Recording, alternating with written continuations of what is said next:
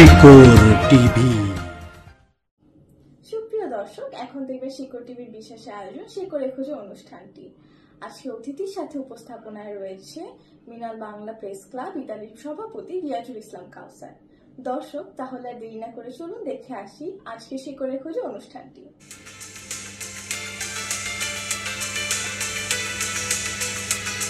সুপ্রিয় দর্শক, আসসালামু আলাইকুম। সকলকে প্রীতি এবং শুভেচ্ছা জানিয়ে শুরু করছি আজকের প্রবাসী সংলাপ।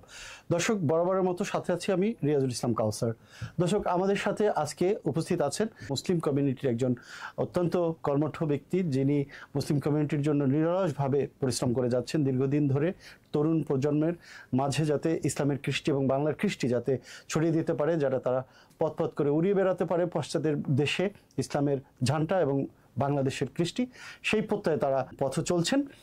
এমনই একজন ব্যক্তিত্ব আমি পরিচয় করে দিচ্ছি, যিনি রয়েছেন মিলান কেন্দ্রীয় জামে মসজিদের সম্মানিত সভাপতি মোহাম্মদ হাফিজুল ইসলাম। আমরা চলুন কথা বলি তার সাথে। আসসালামু আলাইকুম, কেমন আছেন? ওয়ালাইকুম আসসালাম ওয়া রাহমাতুল্লাহি ওয়া বারাকাতুহু। আলহামদুলিল্লাহ, ভালো আছি। আশা করি মুসলিম কমিউনিটি, মিলানের মুসলিম উম্মাহ সবাই আলহামদুলিল্লাহ ভালো আছে। আমিও ভালো আছি।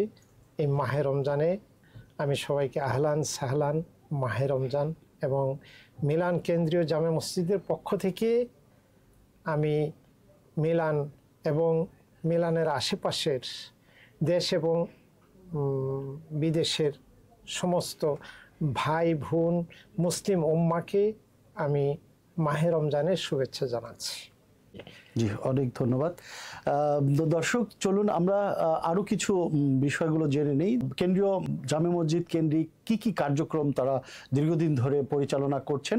আমরা জানি মিলানে যারা রয়েছেন ইটালির, তারা জানেন যে এই কেন্দ্রীয় জামে মসজিদটি কিন্তু জারা মসজিদ নামেও পরিচিত। এখানে অনেক বাচ্চারা পড়াশোনা করে বড় হয়েছে, তারা কিন্তু অনেক জায়গায় ইমামতিও করছে। আমাদের কাছে তথ্য রয়েছে, আমরা এই জন্যই আসছি আজকে তাদের সাথে কথা বলতে এই অর্জনগুলো সম্পর্কে। প্রথমেই জানবো যে এই যে ইফতার মাহফিল আপনারা, বা আমরা দেখি যে মিলানের বিভিন্ন বা ইউরোপের বিভিন্ন মসজিদে কিন্তু ইফতার মাহফিলের চর্চাটা হচ্ছে, তো এই ইফতার মাহফিলের মধ্য দিয়ে কমিউনিটিতে কতটুকু প্রভাবিত হয়েছে ইসলামের এই আদর্শ, এবং এই যে একটা সুন্দর আঞ্জাম, এটিকে আপনি কিভাবে দেখছেন এবং কতটুকু আপনারা এগিয়েছেন বলে মনে করেন? আলহামদুলিল্লাহ, সম্মানিত কাউসার ভাইকে আমি অশেষ ধন্যবাদ জানাই এবং কৃতজ্ঞতা প্রকাশ করছি আপনার এই সংলাপকে। প্রিয় ভাইরা, আমরা মিলান কেন্দ্রীয় জামে মসজিদ তা 2004 থেকে তার কার্যক্রম শুরু করেছে। ইফতার মাহফিল একটা আমাদের অনেকগুলি কার্যক্রমের একটা কার্যক্রম। সত্যিকার অর্থে এই ইফতার মাহফিল যখন শুরু হয়, ইফতার মুসলমান এবং রোজাদার ভাইদেরকে নিয়ে যখন আমরা ইফতার মাহফিল প্রথম শুরু করি 2004-এ, তখন আমরা গুটি কয়েকজন ছিলাম। আমাদের প্রিয় ভাইয়েরা আজকে মিলানে নেই, অনেকেই চলে গেছেন ইংল্যান্ডে, অনেকেই চলে গেছেন সুইডেনে। তাদের ওয়াইফরা আমাদেরকে উদ্বুদ্ধ করেছে, তারা ইফতার বানায় আনতো, আমরা মাথায় করে সেই ইফতারে আইনা সবাইকে নিয়ে খাওয়া শুরু করলাম। সেখান থেকে বুঝতে পারলাম যে ইফতারটা আসলে মুখ্য উদ্দেশ্য না, মেইন উদ্দেশ্য হলো কমিউনিটিকে কিছু দেওয়ার জন্য, সবাইকে এই লালসায় যে রোজায় এবং ইফতারে একত্র হয়ে ইফতারিতে একটা আনন্দ উপভোগ করা, এটা শুরু হয়। এবং সেখান থেকে আসলে আমরা স্বপ্ন দেখতে শুরু করি যে আমরা যে কোনো জায়গায় একটা সেন্টার নেওয়া দরকার। আলহামদুলিল্লাহ, 2011-তে আমরা এখানে এই মিলান কেন্দ্রীয় জামে মসজিদের জায়গাটা পেয়েছি। আমরা প্রথম শুরু করেছি খুব সামান্য একটা অংশ দিয়ে, সামান্য একটা ক্যাপিটাল দিয়ে আমরা শুরু করেছি। আলহামদুলিল্লাহ, এই ক্যাপিটালে প্রায় আমরা 4.5 লক্ষ ইউরোর মতো এই জায়গাটায় আমরা কিনতে পেরেছি। আলহামদুলিল্লাহ, এই জায়গা কেনার পর থেকে আমরা আলহামদুলিল্লাহ আমাদের কার্যক্রমের কিছুটা অংশ হিসাবে আমি আপনাদেরকে বলতে পারি, যেরকম আমরা এখানে মিলান কেন্দ্রীয় জামে মসজিদের পক্ষ থেকে আপনারা দেখতে পাচ্ছেন আমার চারপাশে অনেকগুলি আমাদের কর্মসূচির কিছু বহিঃপ্রকাশ দেখা যাচ্ছে। আমি এই কাজগুলি যখন শুরু করি তখন আমার এই স্বপ্ন ছিল যে আমি হয়তো বাঁচবো না, বা আমাদের ভাইদের মধ্যে অনেকে দেশ ছেড়ে চলে যাবে, কিন্তু আমরা যারা এখানে থাকব, আমাদের এই প্রজন্মটাকে আমরা কি দিয়ে যাইতে পারবো? আমাদের পরে কি আমাদের এই প্রজন্ম আমাদের এই বিশ্বাসকে, আমাদের এই ধর্মীয় প্রথাকে তাদের কাছে কি রেখে যেতে পারবো? আমি সত্যিকার অর্থে সেই চিন্তা থেকে এই কার্যক্রমগুলি শুরু করি।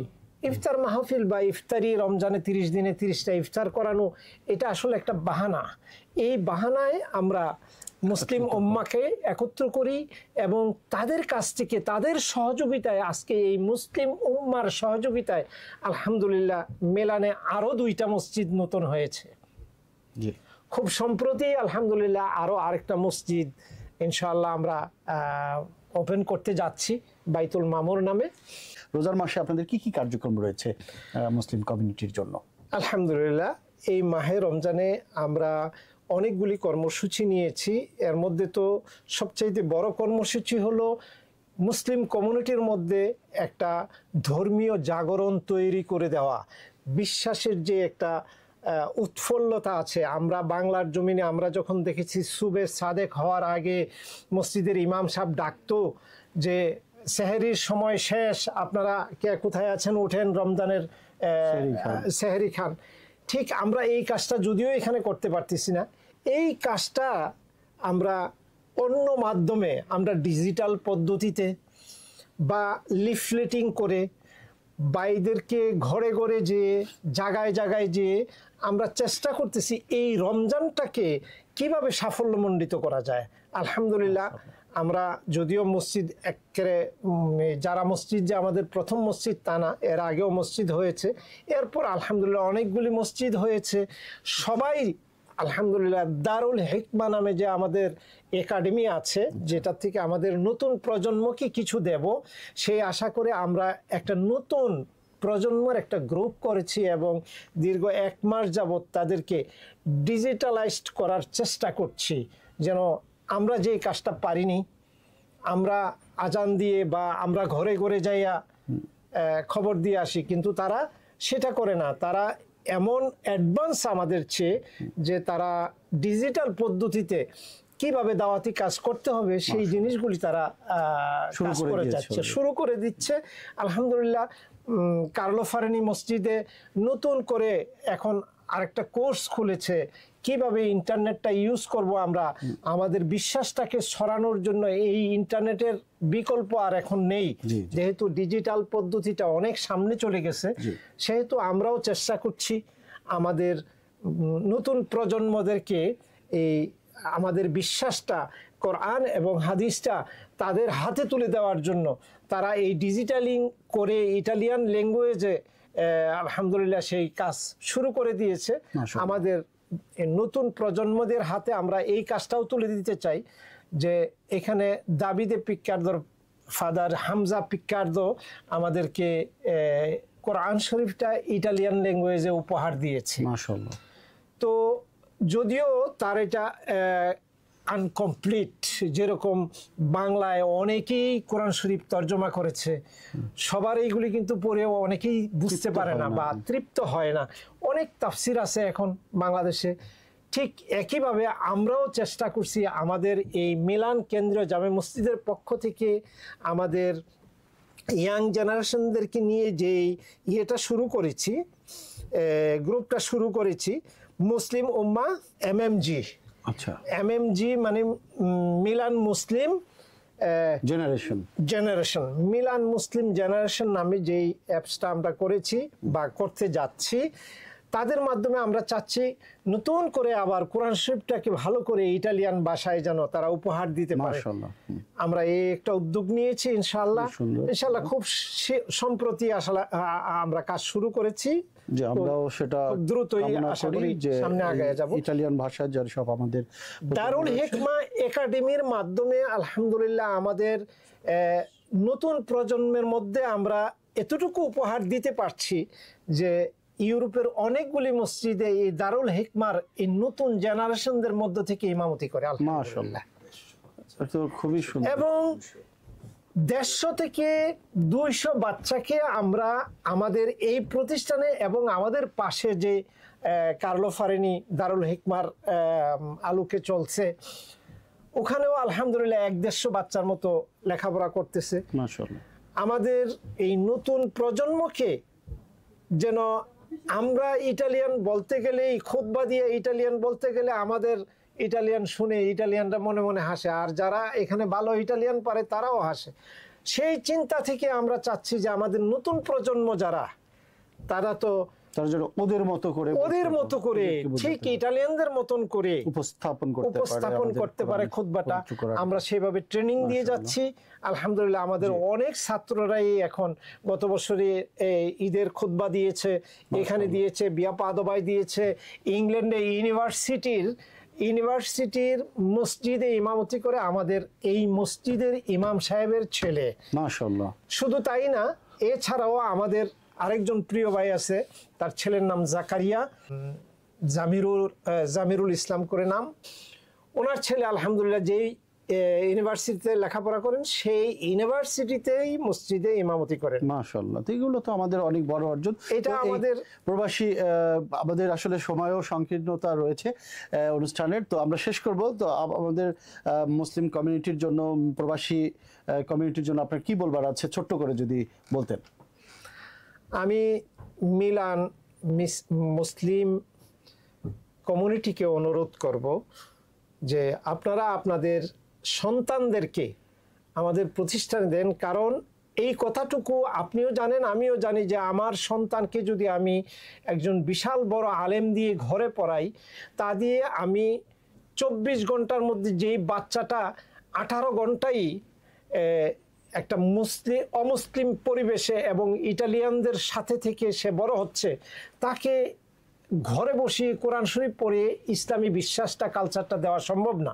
সেই জন্য আমি এই মিলানের প্রবাসী ভাই বোনদেরকে অনুরোধ করব যে আমাদের দারুল হিকমা একাডেমি এরকম ট্রেনিং দেয় যে একটা বাচ্চা এখানে মুসলমান হিসাবে বাঁচার জন্য প্রাথমিক যে জ্ঞানগুলি আছে, আমরা তো এখানে ইউনিভার্সিটি বা মাদ্রাসা লেভেলে পড়াইতে পারবো না, তারপরেও একটা বাচ্চা তার ঈমানকে বোঝার জন্য, জানার জন্য, তার বিশ্বাসটাকে টিকিয়ে রাখার জন্য যতটুকু দরকার আমরা চেষ্টা করছি, ঠিক ততটুকু শিক্ষা জ্ঞান তারা এখান থেকে একদম শুধু খালি লিখিত নয়, লিখিত পড়িত নয়, আমরা বাই ট্রেনিং দিয়েও আমরা এখান থেকে ছাড়ি। যার কারণে আমাদের ছেলেগুলি এখানে আলহামদুলিল্লাহ ইমামতি করার মতো যোগ্যতা অর্জন করেছে।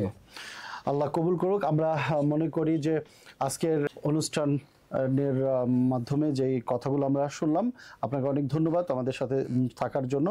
আর সুপ্রিয় দর্শক, আপনারা তো শুনলেন যে এখানে যারা রয়েছে অনেকে ভয় পান যে আমাদের বাচ্চারা কোথায় পড়াশোনা করবে, ইসলাম শিখতে পারবে কিনা, বাংলা শিখতে পারবে কিনা।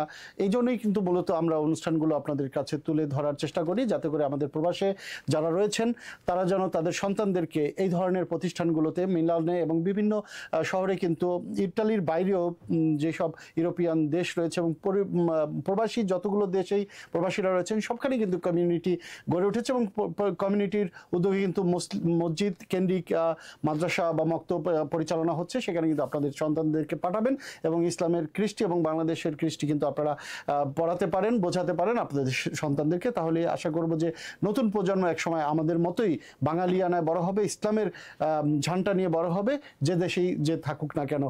সবাইকে আবারও প্রীতি এবং শুভেচ্ছা জানিয়ে বিদায় নিচ্ছি। আগামী অনুষ্ঠান দেখবার আমন্ত্রণ রেখে সে পর্যন্ত আপনারা ভালো থাকুন, সুস্থ থাকুন, সুন্দর থাকুন। শুভ সন্ধ্যা। আসসালামু আলাইকুম। শিকোর টিভি।